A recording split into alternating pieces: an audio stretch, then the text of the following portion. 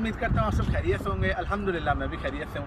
आज मैं सऊदी अरब के सिटी तबूक में मौजूद हूँ और मैं आपको एक ऐसी जगह दिखाने जा रहा हूँ जो जगह देखकर आपके भी दिल जो है वो खुश हो जाएंगे। ठीक है, आपके चेहरे पे मुस्कान आ जाएगी।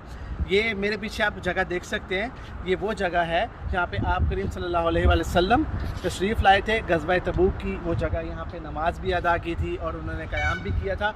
ग़ज़वा तबूक का नाम हमारी हिस्ट्री में आता है इस्लाम की, और ये जंग जो है वो नहीं हुई थी, सुलह सफाई हो गई थी, जिसकी वजह से जो है ये जंग ना हो सकी। ये जगह आप देख सकते हैं, ये जगह तकरीबन यहाँ से स्टार्ट होती है और ये जगह यहाँ पे आपसे उन्होंने क़याम फरमाया था। और ये ज़रा देखें, चार दीवारी करके इस जगह को बंद कर दिया गया है और ये विज़िटिंग के लिए भी ओपन होती है।